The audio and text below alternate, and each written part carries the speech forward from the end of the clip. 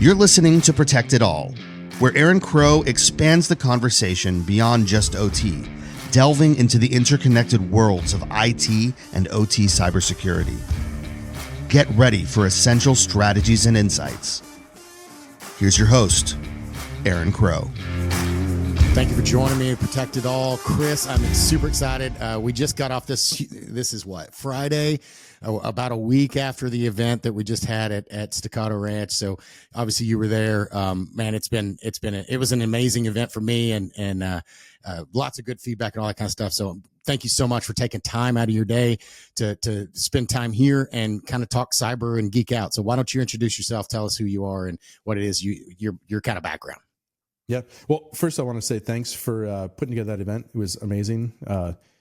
There's not a lot of things out there like that, and the chance to get to connect with a lot of the people in the industry is awesome. So I want to thank you before going on, but I'm Chris Robertson. I am the CISO at Apogee Defense, and I'm also a Virtual CISO for a number of other companies across a number of sectors. And then I also help implement a lot of the solutions that Apogee deploys out to customers, primarily within the SMB space. And we focus a lot on the defense industrial base, but we've got customers that span a number of other industries as well. So I love that name, Apogee. My son is in a group called Apogee. Anyways, it's just a tangent, but talking on the vCSO, that's a relatively recent term. We understand what a CISO is. Talk a little bit, just real quick, about what that vCSO role and why more and more industries and verticals are kind of using that instead of necessarily, maybe they don't need a CISO, a full-time dedicated CISO, that kind of thing. Like, talk a little bit about that. Sure. So what has happened a lot with a lot of companies is you end up with someone who's the head IT, head of development or something, and they realize they have to have someone who's legally responsible as a CISO or CISO. Sure. And so they just go and task someone to go, hey, you do it. And one of my buddies was like that a number of years ago. He got pulled into it. And I was like, well, I've been running, CMMC development for a while. I'm like, I'll kind of give you some guides and help you get, going. But he still had his normal day job, but he also all of a sudden had a lot of responsibilities as a CISO. So he was thrust into all of a sudden a lot of GRC stuff. Mm-hmm. He has to deal with the SEC, a whole bunch of things, but he didn't have the background to really move into it quickly. So he struggled. What I think a lot of companies have realized is that instead of pushing someone who's already got a full-time job in-house into doing this, they go out and find someone who can come in part-time and fill that role and help guide the company and build the program up to the point where they can make it a full-time role. So typically as a vCSO, we've got companies that don't have a program in place at all, or Sure. maybe they had someone in-house doing it and their background is heavy in development or heavy in infrastructure or something. And they realize that they don't have the time to sit there and go through and learn more about the intricacies of risk management, about policy development, that sort of thing. So they see value in bringing in someone from the outside as a consultant to help develop those programs and take that load off of them so that they can focus on what their typical job is. And in part, a lot of my time is spent coaching. Sure. I spend a lot of time talking to those guys and helping both train them in how to make a decision and why decisions are made, and like lead them through that pathway of, this is how we do the analysis. This is how we structure and weight everything. And we build value on both sides of the equation of a decision before we make that final decision. So that helps them, grow into that role if that's what they're going to do later, or at least understand what the information security group is going to be doing. And so that's really been a driving factor. I think that need for those outside consultants, bringing them in, having someone who has already been doing that type of work and can help that company get their feet underneath them. And like I said, a lot of times those companies will end up growing and hiring someone on full time. Sure. Or there's even cases where they'll bring in junior staff who will report to the vCSO. And then, so they start developing in-house first to do a lot of the tasks that you don't need to pay someone as much to do. Sure. And so, they're just being resource effective. And then from there, they eventually will grow the CISO position into something else. Yeah. I mean, it's no different than, any role. You can be the best engineer and the best subject matter expert. And then what do you naturally do? You get promoted and now you're the manager, but you're not necessarily, that's not a skill set that you're great at, right? What got you here won't get you there.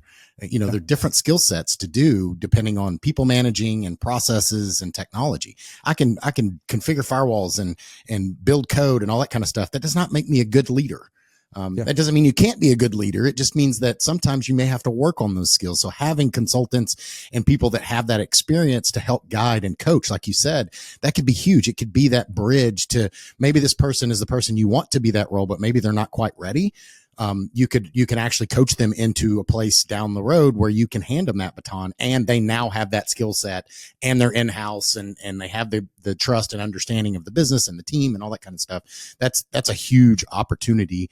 Especially now, like you said, like the legal obligation for a CISO as SEC laws have changed, especially here recently, and how important that, ownership and understanding of we're accepting this risk, we're mitigating this risk, and what all those things mean. Because as a CISO, you're signing your name and the board's name down on, those risks and taking that in house. Yeah. Yeah. And then, there's also the side where you've already got someone, they know they want to do it. They've got that title, but they still need someone to help them. They need that assistant. Sure. So while we're not taking the title of a CISO at that company, we're still coming in as advisors to help those guys navigate or just take load off of them. Because no one ever gets promoted within and fully drops their prior workload. Right. It just gets added on. And all of a sudden the guy who is like, he's probably feeling comfortable in his job, I hope. And then he gets pushed this out there and all of a sudden his workload has tripled. And so now he's struggling to figure out how to do it. So we can come in and assist with that group as well. And it really helps that those companies get into a better footing more quickly and avoid a lot of the roadblocks. So when I was first doing policy development, I can't tell you how many roadblocks I ran into trying to figure it out myself, sorting through issues. And it wasn't like until I ran into so many dead ends and realized that I'd missed a single sentence in 20-page document that completely changed the order of how I do stuff.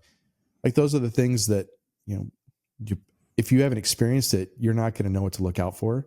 Right. So, taking that experience and bringing it to others is, it's actually really great to be able to show someone and shortcut their time of development, because you look at it and you go, well, this should have taken you guys 9 months to figure out, but bringing in someone that's got some more experience, we can get it done in 4. Well, and there's something to be said about that it's easy to look at, well, it's really expensive to bring in somebody from outside. Like, we don't have that budget, or we're trying to save costs because of X, Y, and Z. I mean, obviously all boards and CFOs are working on, doing the most they can with, the least amount of, revenue or output as they can. But at the same time, to your point, like maybe I do it in house and maybe I'm saving on paper up front, I'm saving, 6 figures, $100,000, $200,000, $300,000, whatever that number is. But if I do it wrong, or it takes me 10 times the time and it's still not done to the same quality that somebody that has the experience, has the processes, knows where the gotchas are, knows where the hidden bodies are going to be. And you can navigate those things and you're not getting fined. You're not taking twice as long and impacts. Like there's so many dominoes that can fall in that space without the experience. It's really hard. I worked for a Big 4 consultancy, and that's why you hire consultants. That's why you hire coaches. That's why, Little League, you get somebody that knows how to do it and you teach it. Like we've always hired coaches. This is no different. And it's really just leveling up these spaces and mitigating that risk. It's not all a cyber risk. Sometimes it's a business process and lots of those risks that you're also mitigating. Absolutely. And there's another side of it too, where within CMMC and with SEC stuff, if you have a breach and what you've reported you're doing is not what you're actually doing, Now that turns into a possible criminal action. Right. So the federal government, when you're dealing with controlled unclassified information, they're not okay with you saying that you're a superstar in your security program, and you might have written all the policy stuff, but you didn't actually go through and either complete the policy fully to meet the control, or you didn't document it, or you're not doing it.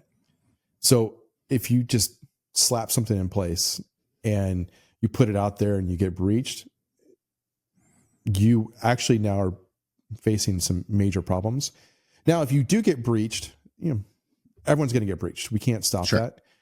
And you come in and get an audit, and they see that, okay, well, you wrote down what you're doing and you're doing it. And they may not even like what you wrote down, but if you wrote it down and you're doing that, you're at least being honest about that process. So there's that side of it.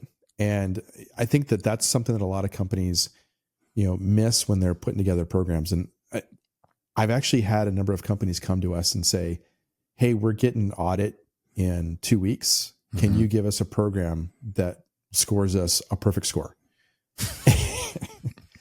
And the answer is, I could do it one day. Yes and no. I can't do it in 2 weeks. Yeah. Can I do it in 2 months? I don't know. Where are you guys at now? But there's a lot of companies they're pushing out there that, hey, we are rock stars. We are top of cybersecurity game. We're scoring a perfect score for CMMC. And then the government looks at that and goes, something doesn't smell right. And they send over auditors right away to go check that. And if you're caught, you're caught. Yeah. So avoiding those situations, I think, is really critical. And that's where a lot of the ethics of the industry come into place, where, if you're not ethically doing the right thing, you probably aren't in the right role. Sure. So how much do you see? So briefly, we talked a little bit about OT before we started recording. Obviously, I spent a lot of time in OT and you talked about CMMC, and how much are you seeing people that are in that virtual CISO role, or in a CISO role at all, cyber leadership, executives that really truly understand their OT risk? And as more and more CISOs and executives are looking at the risk of their business, and they're better understanding the risks from an OT, or at least they're hearing about it, how much are they struggling to kind of implement changes? And from what I've seen, a lot of them, I've seen them fail because they try to just take IT policies and push them into OT, expecting that to work. I've seen them where they try to start from scratch, but don't get business buy-in. There's a lot of, hurdles to look at when you're looking at IT and OT. And even though the technology can be similar, those policies and procedures are really the difference, right? It's people, process, and technology. The technology, you can use the same firewall in both places, but how I implement it are probably going to be a little bit different depending on the use case and the business justification. Yeah. So when I have talked to companies that are very large, multi-billion-dollar companies, sure, and I've talked to the CISOs there, I am not 100% confident. Even those guys feel like they've got a great grasp on OT.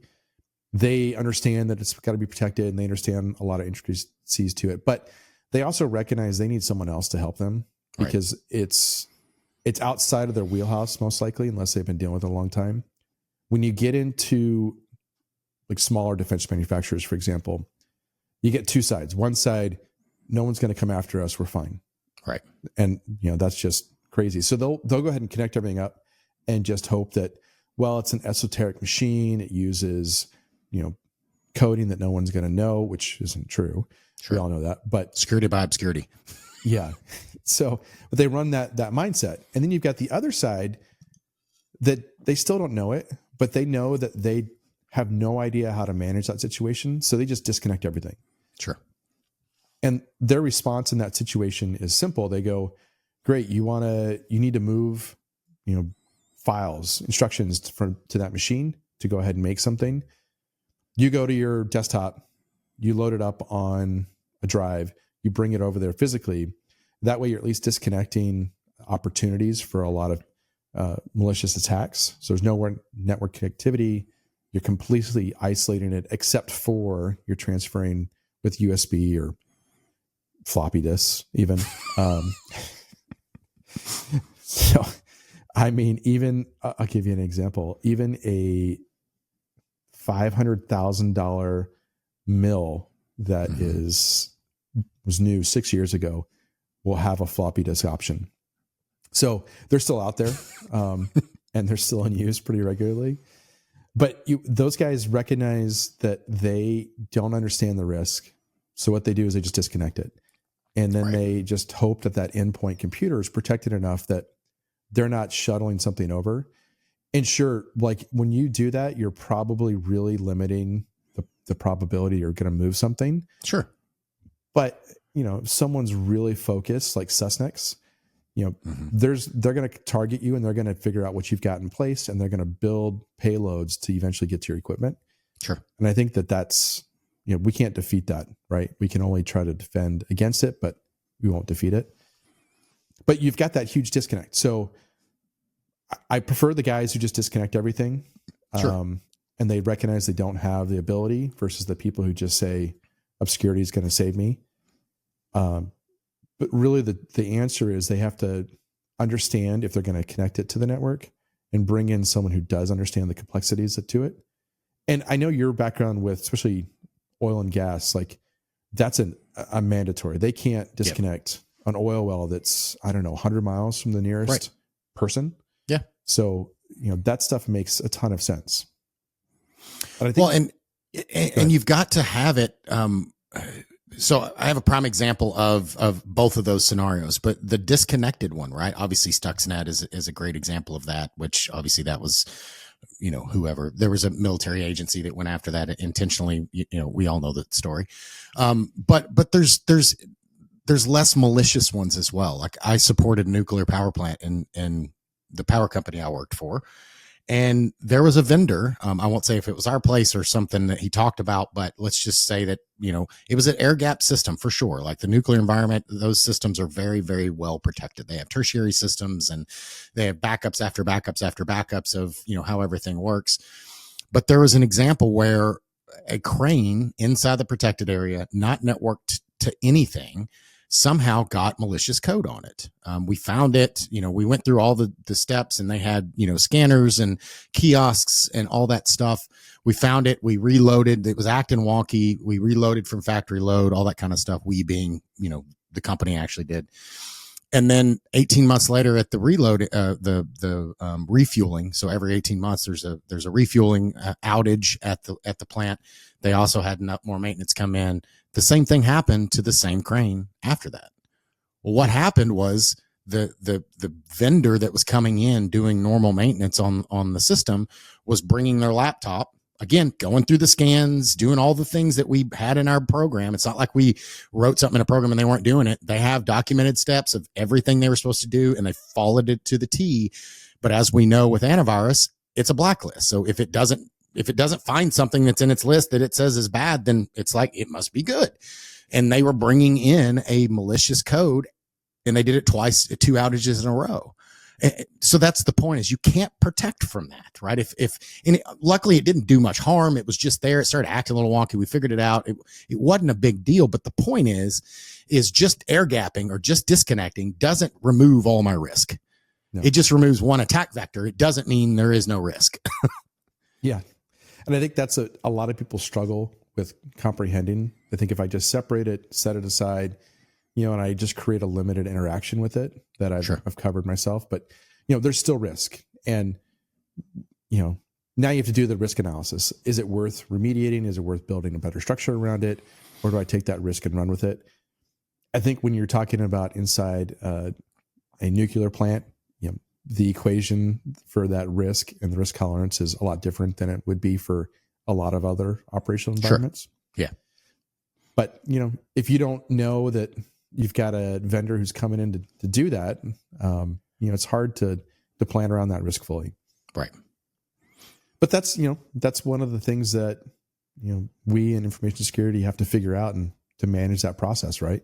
Right. And there's always a gotcha. Like, it's like, oh, you're doing what? Okay. And to be fair, there's a number of times it's on me. Like, right. I'm the guy who was in charge of that thought process, and I didn't identify the problem, right, or I didn't identify the opportunity. And it's like, okay, well, you're going to be a person. You're a human, and you're going to do what humans do, which is not everything we plan.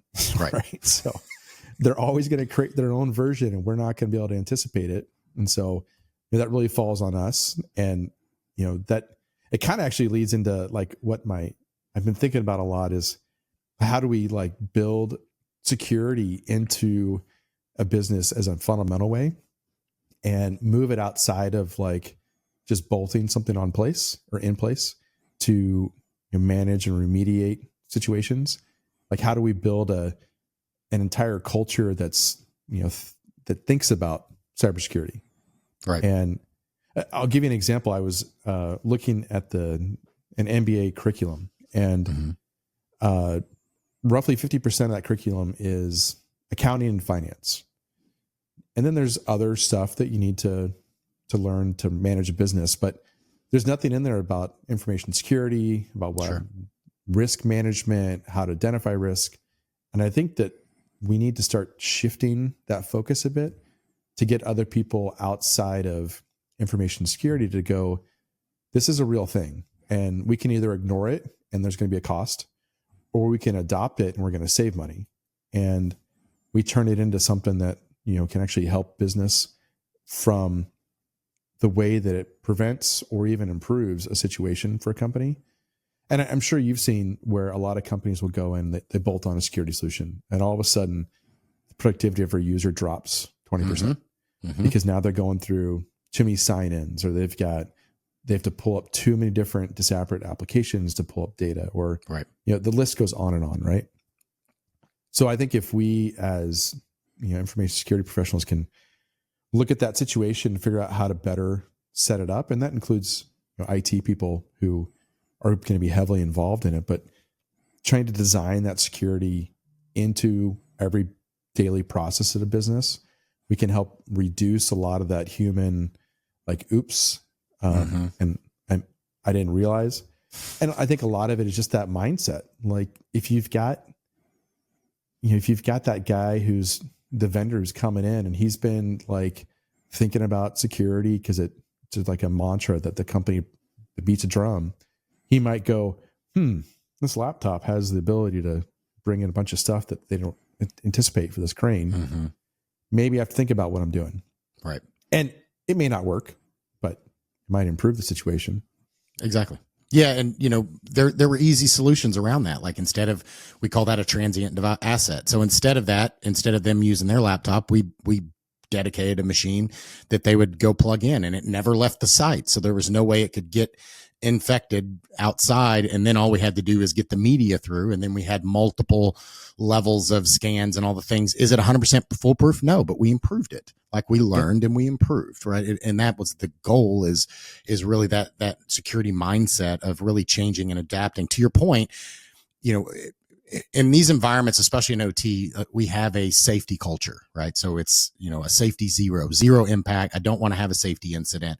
Like, you see it in, you go to a power plant, or you go to a manufacturing facility, or a warehouse, and there's safety. You've got PPE, personal protection equipment. I've got safety glasses and hearing protection and steel toe boots and all the things. We need to look at our systems in that same way.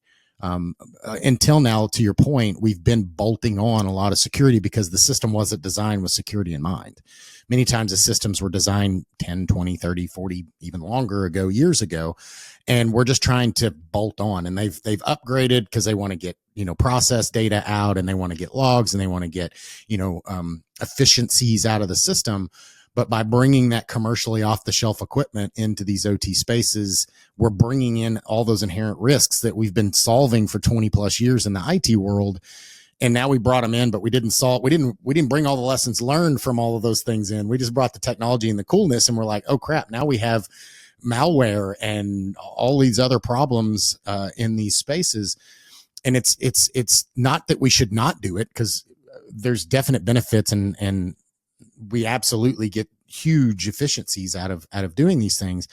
But to your point, like, we need to look at this holistically as a risk, not just a cyber. Like, cyber has been this stepson of a word a lot of the times, in that it's always expensive, it's always difficult, and it's always, nobody wants to talk about it. Nobody wants cyber. They just want to have, a safe system, right? So we've got to get into the place where we're designing this as a risk, and just cyber is another risk, just like safety and the market, right? Those are all risks to my business.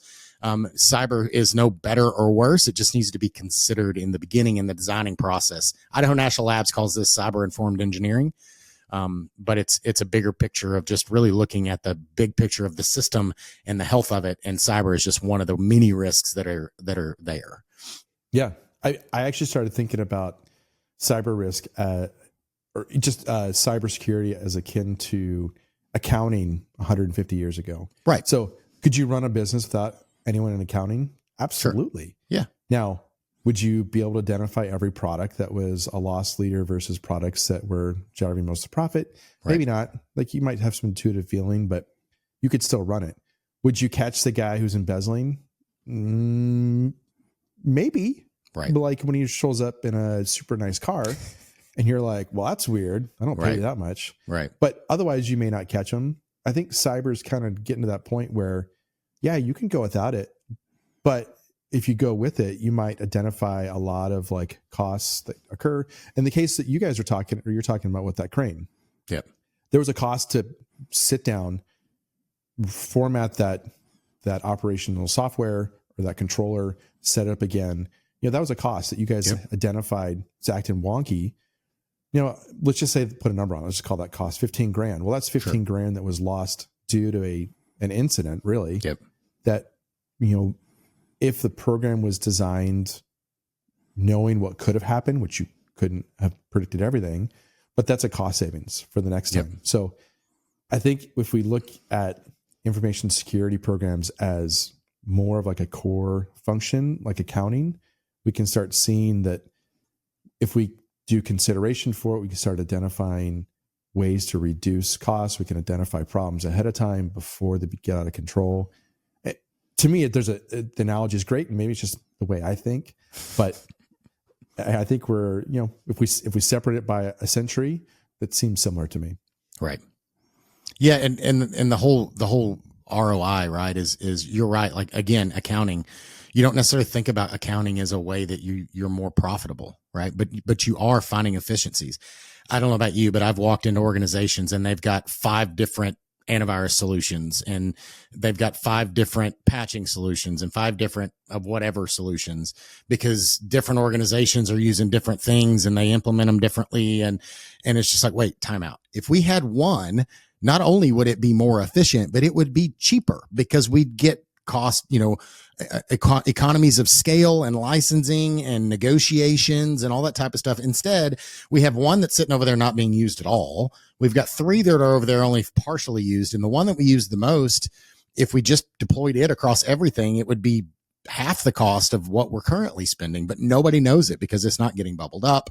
We've got shadow IT. Like, there's all of these problems, and having that understanding of that system beyond just the cyber aspect, but you can make it more efficient. You can understand, the other side of the cyber thing is that sometimes the cyber nerd in you just wants to lock it down to the most secure version, but that doesn't make it work for business. Like, there's a happy medium in there where you can't just lock the door and not give people the key. They have to be able to get in, and it can't be so like they can't need a blood test and a urine sample and, a retina scan and, to go to the bathroom. Like you have to make the controls and the mitigations aligned to the process and the environment and the cost of it as well.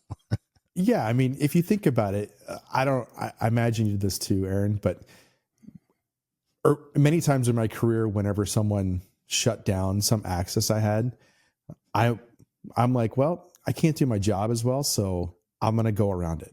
Sure. And being technical enough, I could just move sideways through the system and go back to what I was doing.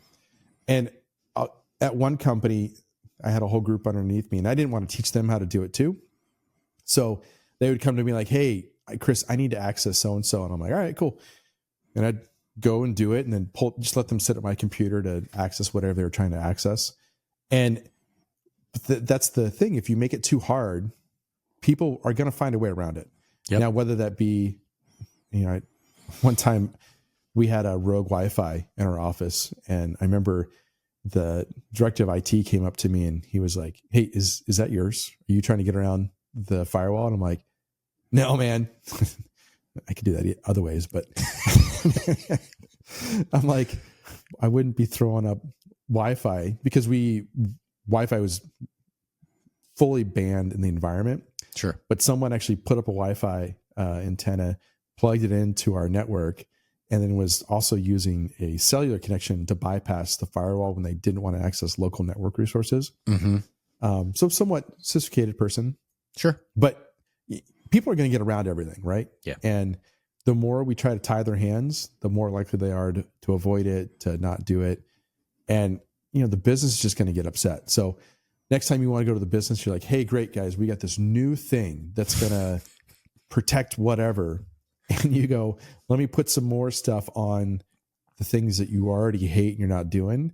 You're going to get a lot of resistance. Whereas if you come in with them, you're like, let's look at your processes. Let's look at how you guys function. Let's see how the current systems are working for you. And if they're causing you too much of a problem and it's a risk that you guys don't accept, now we can change what we're doing and we can put something in place that makes sense for you guys. But like you said, the security nerds inside of us are just like, dude, we got to block everything, shut it down. And I would, it's not even just security nerds, just I think maybe it's even IT mentality. Because I remember decades ago, like we would have I'd have guys come in working for me and they'd start shutting everything down. I'm like, dude, don't do that. We're going to get a revolt amongst that group of people because going out to the internet and those things is making them less efficient, but they got a hard job and it gives them a break between, their tough phone calls. I'm like, and the owners of the business accept this and it's a risk they're willing to take. We as IT people have to support that decision because it's not our decision. Sure. And, it's tough for a lot of like ideological people to accept that sort of thinking where they're like, "Dude, man, what if they do?" I'm like, you know what? We have to trust the people are going to make decent decisions. And we also have to recognize that, they might do something bad. So we got to protect the environment over here. Sure. Keep it, isolated as much as we can, limit whatever damage they get into on their own because the business accepts that. We'll let that be, but we'll protect as much as we can from the consequences of what they're doing. Right. Yeah. I mean, but that's just common sense, right? Yeah. Like, but I mean, that's a tough thing that I think when I talk to a lot of other CISOs and just people at different organizations, that's they're coming from like the policeman standpoint of like, here's the law, we put it together, and the business doesn't understand. And I think when the business starts getting pushback, then there's a lot of animosity and people are starting to butt heads. And now you've got a breakdown of the entire operational program. And you got to avoid that at all costs, I think. Because once you get to that point, it doesn't matter how good your security it is, like no one's going to agree to it.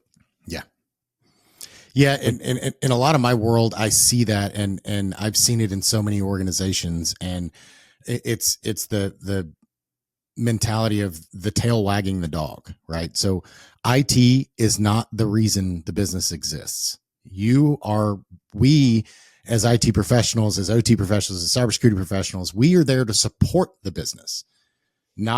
We don't drive it. We don't dictate it. Like we are absolutely a support organization to support the main thing that they do. Because what we do does not make them money, unless you're in a cybersecurity company, and that's a different conversation. We're not talking about those. Like we're talking about, companies that are making widgets, that are selling things that are, OT or IT, whatever those things are, a financial company, a bank, whatever.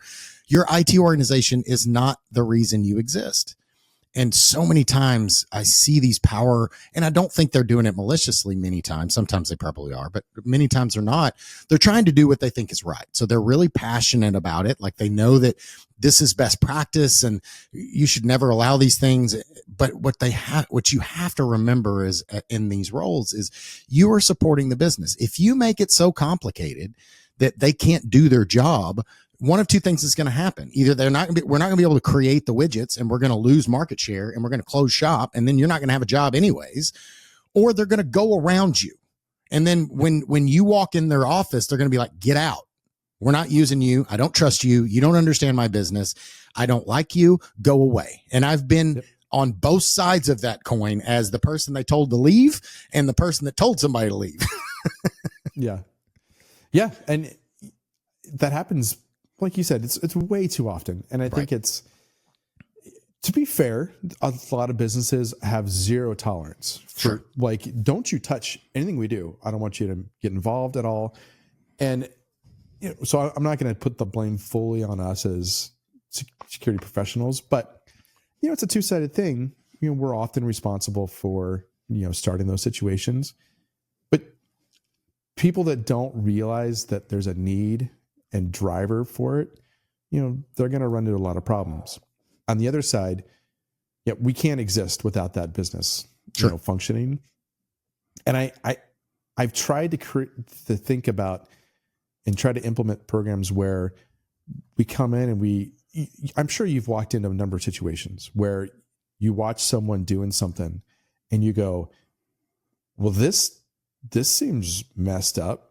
Like, I'll give you an example. I was going into a healthcare company that's a customer of mine, and I ended up having to sit outside for much longer because I showed up early, then their meeting ran long. So I was watching, and I could hear someone, they were booking a series of appointments, and I could see the person behind the desk, and she had to keep scanning her fingerprint over and over and over. And it took about 5 minutes per appointment to book. And this person was booking, I don't know, it was like 5 or 7 appointments or something, but it took almost a half an hour, right? At a half an hour, I finally went in, but I was like, that's messed up. Like whatever's going on there. And later I went back to the receptionist and I was like, I told the person I was meeting with about it. And I'm like, mind if I go chat with them about what was happening? And they accepted the situation. Like, oh, it's just how it works. And I'm like, it shouldn't take you 5 minutes to schedule someone's appointment. Like I saw you scanning too often, authenticating. You're looking up some sort of calendar stuff. She was checking schedules and different applications. I was like, now maybe someone already evaluated and goes, this person's pay isn't enough to justify improving that system. Sure. Which is unfortunate, but I think we have an opportunity at businesses to add extra value where we just see this stuff and the business unit may not know better, and where they look at it and they're like, oh, you think we could improve that for a minimal adjustment, or minimal cost, and minimal investment? Yeah. Now all of a sudden we've saved that business, I don't know, let's say 10% of their labor just by removing a lot of roadblocks from maybe it's legacy programs that had bolt-on security that just weren't functioning well, or maybe it's just a poorly designed system to begin with. Whatever it is, I think we've got opportunities to see it, interact with it, and then help businesses improve that process. Yeah, we're all on the same team. Like, we all have the same jersey on. Like, whether you're in IT, you're in the business, whatever. Like, we're on the same team, right? And Neil and I talk about this a lot, and we do business at the speed of trust, right? The faster that you, as the IT professional, the cybersecurity professional, whatever, the sooner you can get the business to trust you, the more likely they are to work with you, right? And when one of the superpowers that I have in this OT space is because I've worked in OT and I've worked in IT, I kind of understand both sides of the coin. I've worked in the power plant. I've worked at, the manufacturing facility. I've worn the steel toe boots. I've worked during outages, and I've also been in the data center, doing server upgrades and all the policies and all the things that go on that stuff. Right.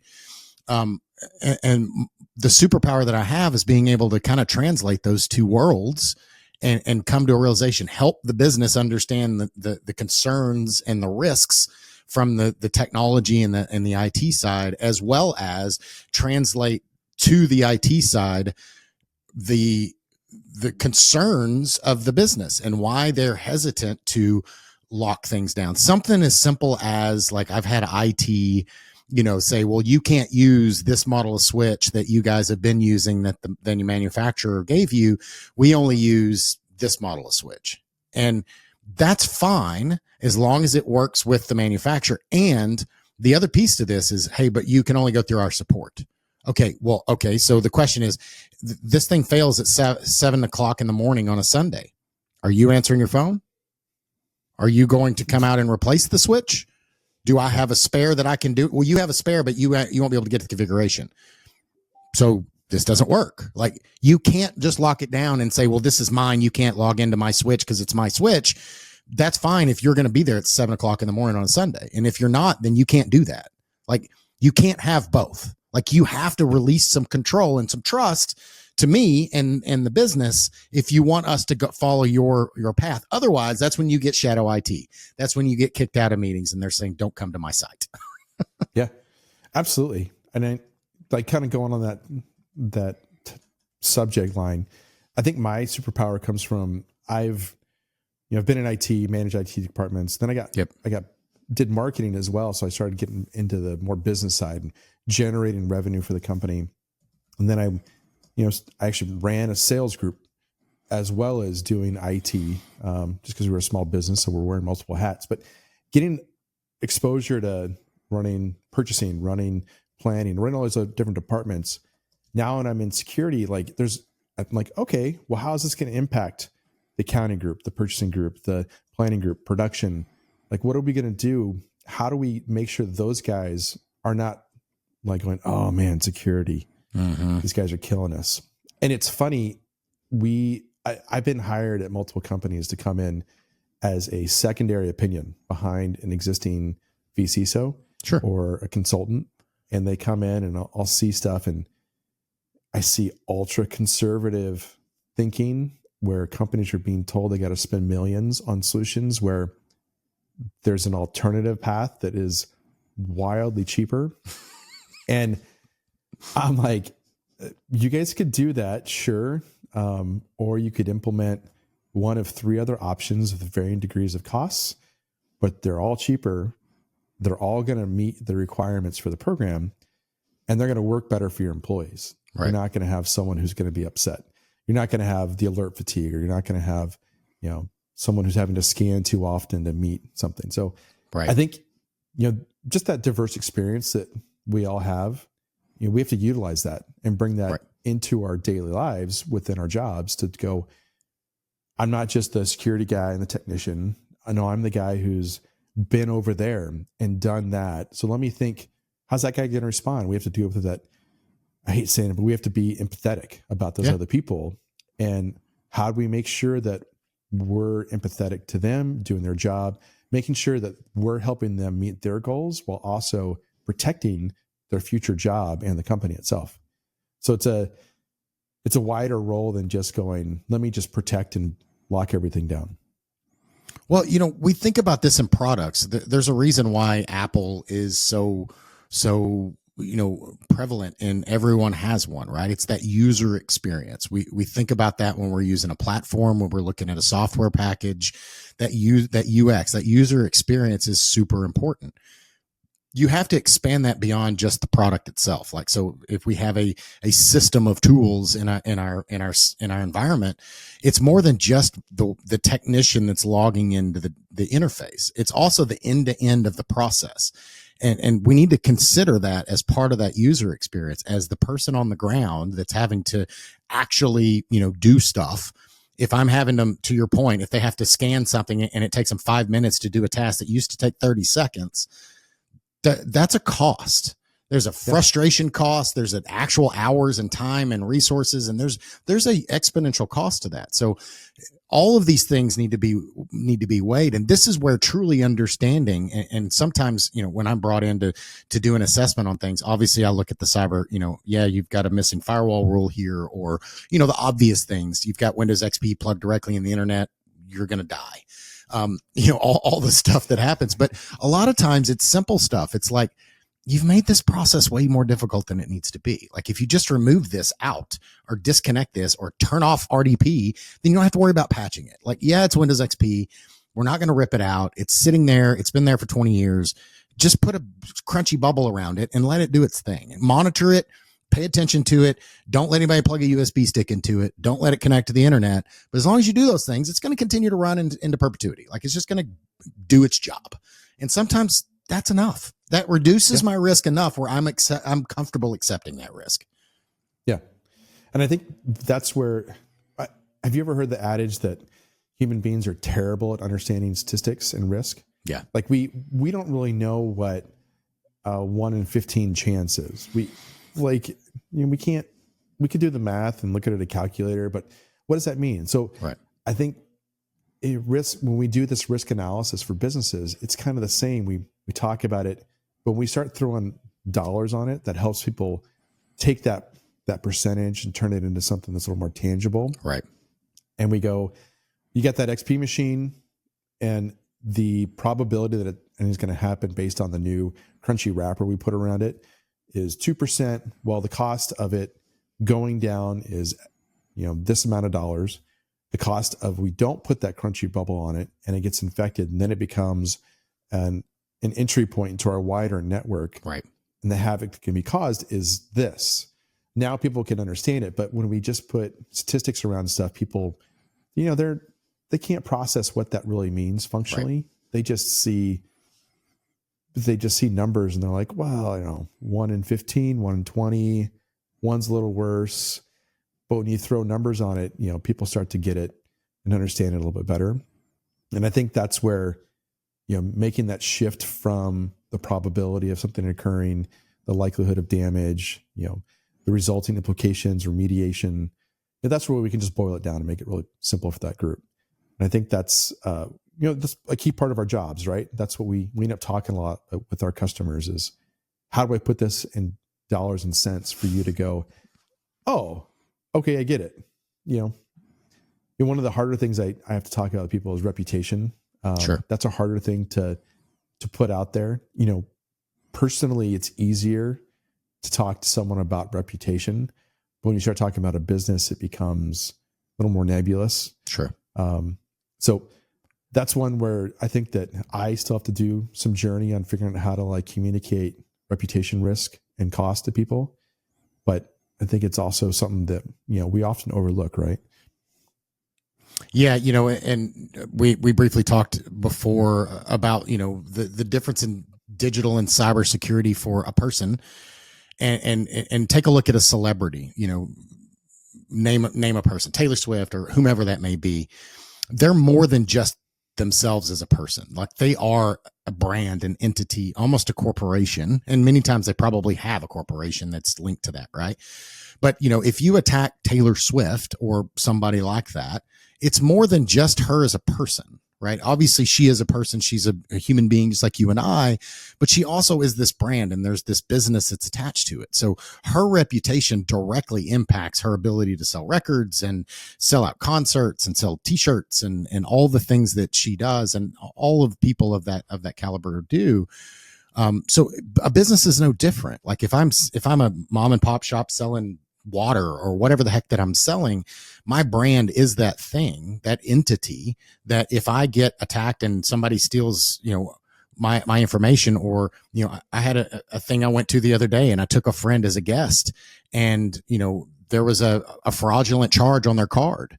And so they reached out to me like, hey, do you know anything about, obviously it wasn't me. It was, the place that we were at. But again, I took them as a guest, and I'm like, no, let me reach out. Well, apparently it was just somebody got their information, but still, the fact that they went to this place and then there was a fraudulent charge at that place, it didn't leave a good taste in their mouth. Like they were very hesitant to go back there and trust that they could buy something without something, somebody stealing something. Now, again, they figured it out, but it doesn't matter. It doesn't always matter if it's true.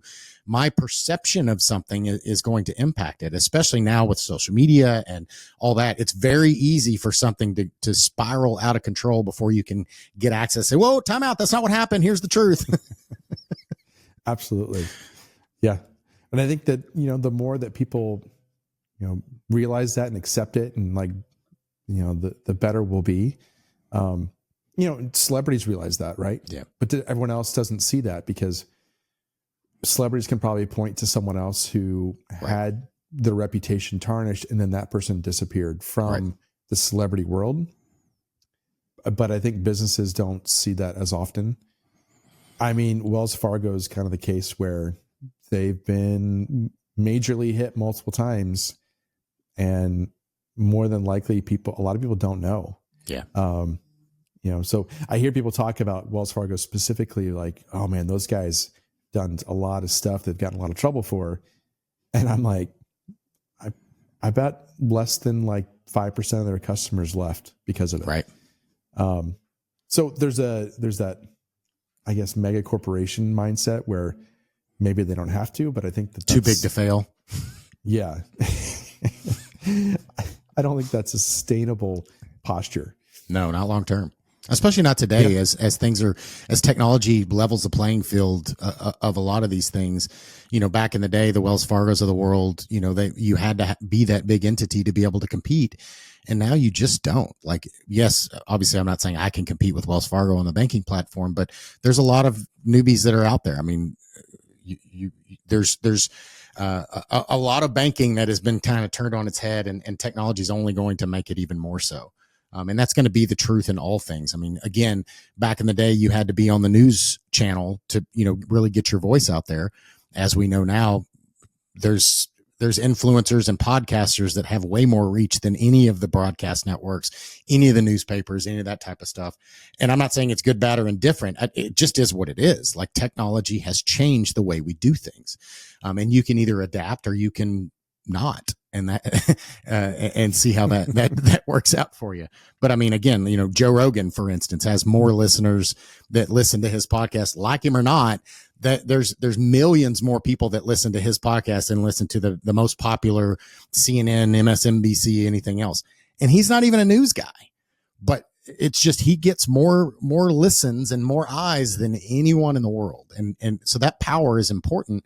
At the same time, it's very easy that Joe's reputation could get tarnished by any number of things, and that could impact his ability to do that. So all of these things are tied together. We have to look at these risks holistically, and understand what the risks are. And to your point, we suck at judging the risk and saying what, and my experience is, especially in those spaces where they do have OT and the CISO or the executive leadership team doesn't have an OT experience. They don't really understand the thing that they're creating. So if you work at a power company and the CISO didn't come from the power industry and they're a consultant or anything like that, yes, they understand the cyber side of things, but they may not understand the business side of things, and that can impact you. That doesn't mean you can't do a good job. It just means that you need to let your ego down and make sure you have somebody sitting at the table that understands that business risk, so that when you're accepting the risk, you can look at that person and say, do I understand what I'm accepting here?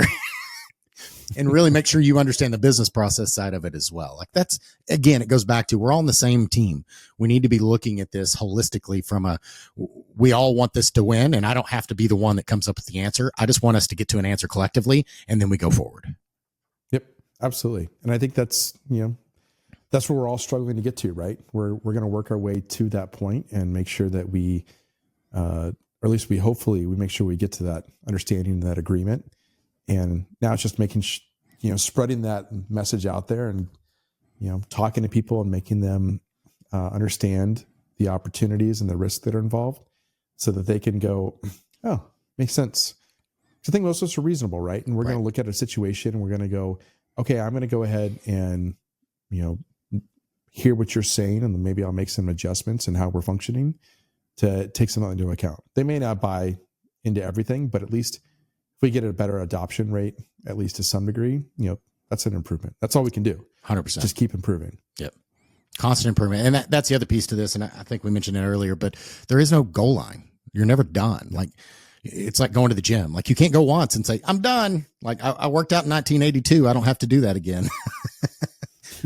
Unfortunately, that's not the way it works. We got to keep doing it if we want to continue to improve, or you're going to go the opposite direction, which I know that firsthand. So, with all that to say,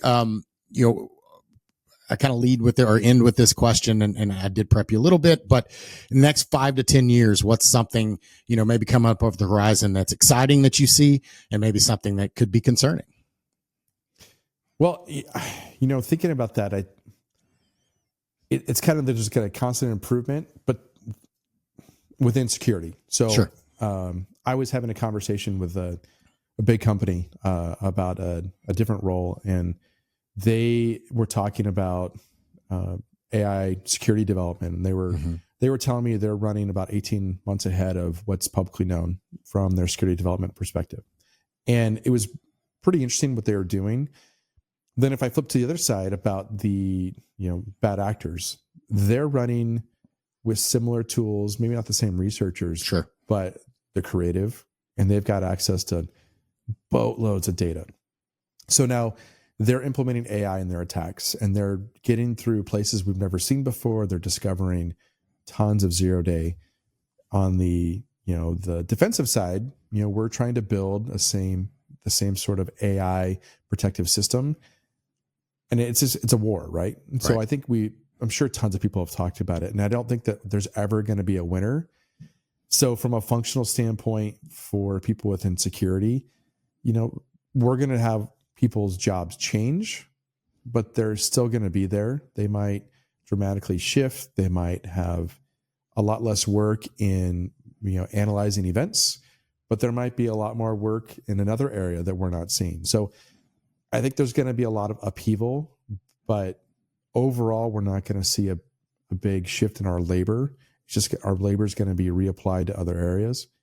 And, it's a double-edged sword, right? Like, we're going to have I think we're going to go through a lot of bad, dark events where someone got the better of a critical system and took advantage of it and hurt us, whether it be a state actor or just someone out for a buck, or just script kiddies, right? That have found something amazing. So we've got that side. So I think we're gonna suffer more things like that. And then on the defensive side, we're gonna get better, but it's an arms race, right? Sure. So as we know from the Cold War, there's no winner in the arms race except for the people making the arms. Right. Those are the only winners. And everyone else is just going to suffer through that. So as professionals in that environment, we're just going to be going along for the ride. And, on one hand, it's exciting to see what we can develop and create and how we're going to completely retool our infrastructures to accommodate tons of new AI agent-based security and processes. But I think that there's too much unknown to really predict what it's going to be, other than massive upheaval in our daily programs. I don't think that the wider businesses are going to have a big impact from the security standpoint. I do think that we're going to have a lot of that on the back end and how we're managing it and how we're processing stuff. So, you and I are in for a wild time. The rest of the company's just going to be along for the ride. That's right. Dealing with negative times. But, that's why we're there. We're to limit those negative times and make them maybe a bump instead of a tsunami. Right. Yeah. That limit the exposure and the overall impact of the bump. Right. Yep. Yeah. Absolutely. So, call to action. How do people get a hold of you, reach out to you, what you got going on coming up in the future, all that kind of good stuff? Yeah. So, you're welcome to look at me on LinkedIn. You can reach me at Chris Robertson on there. You can go to Apogee's website, apogeedefense.com. I'd love to talk to people about what they're experiencing. I like to mentor people and coach them on different things. So certainly I'm always looking forward to doing that. And, those are probably the best ways to reach me. Find me on either one. You can find my email on both of those. So please reach out. Let's have a discussion, because there's nothing more I like than just to talk to people and learn from their experiences. So you can see I've been having a lot of lighting issues.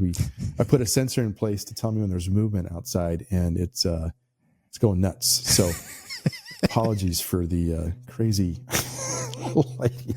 It's like I said, it's a Taylor Swift show. You're like, all the lights are going all over the place. That's awesome. I know. At least it's not changing colors. That would be even worse. That's right.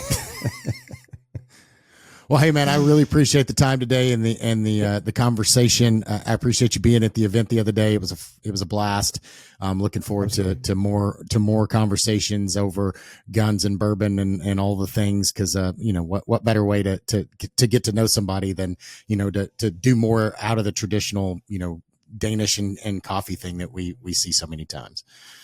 Absolutely. And there's another side of that where you put us in those situations and you learn people that you can trust. Right. Like, you watch how we're all interacting. You're like, okay, that person like recognizes their weaknesses, sure, which I highly value. And people are like, look, I'm not great at this.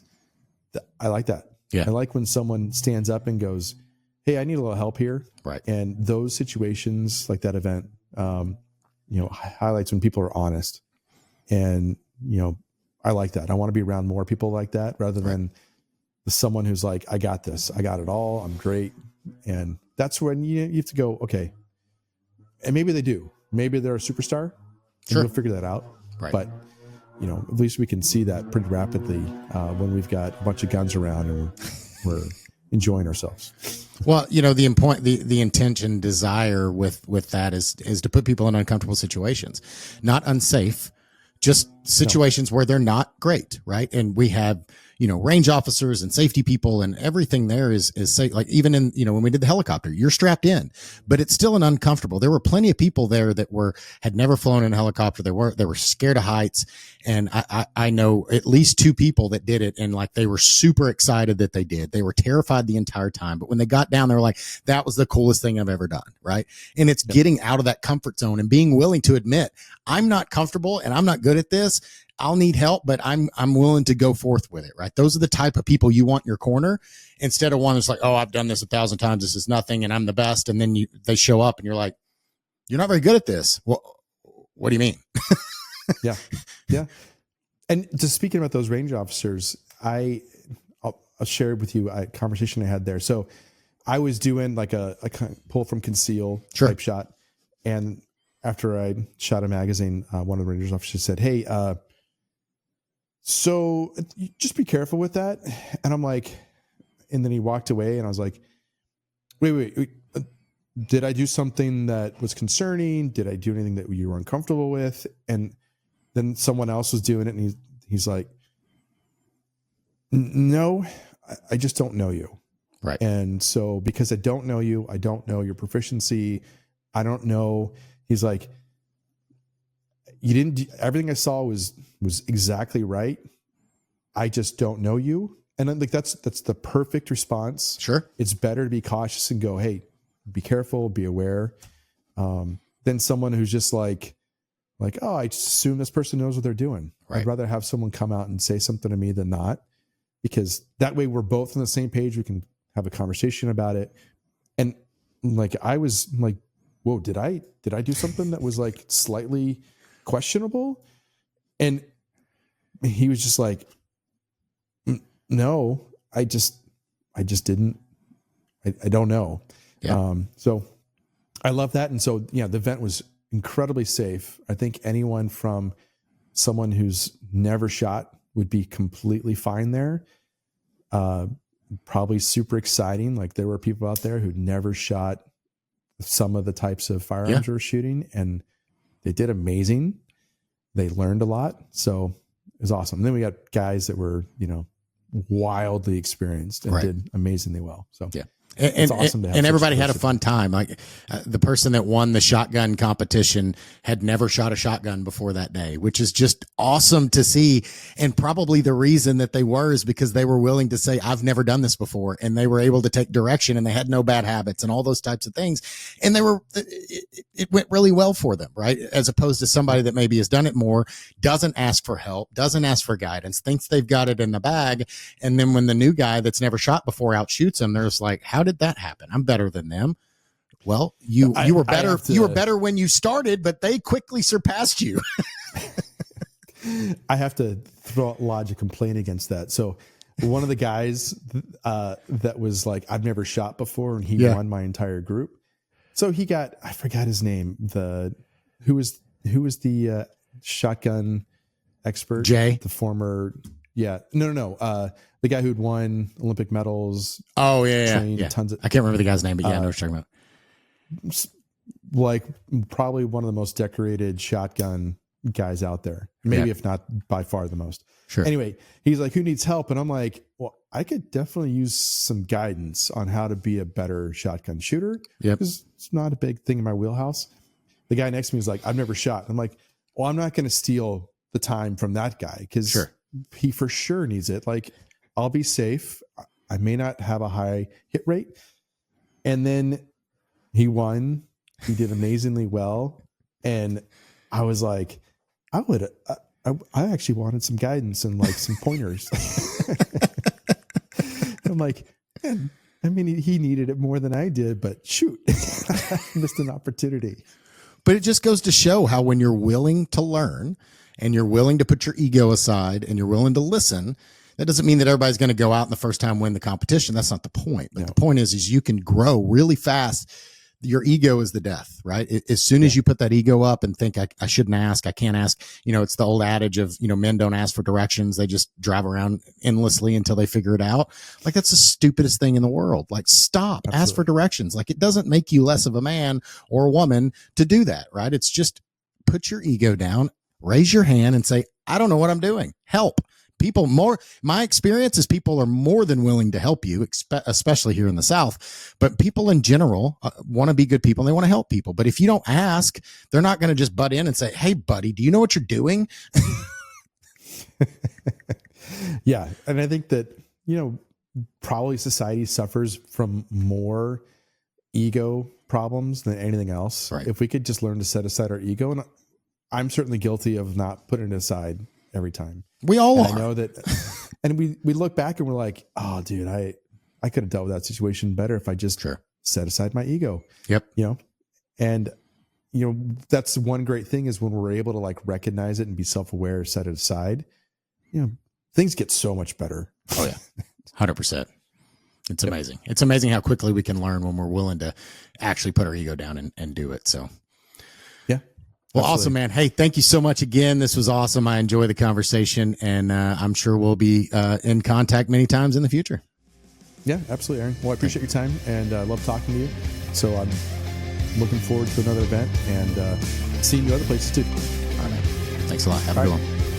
Thanks for joining us on Protect It All, where we explore the crossroads of IT and OT cybersecurity. Remember to subscribe wherever you get your podcasts to stay ahead in this ever-evolving field. Until next time.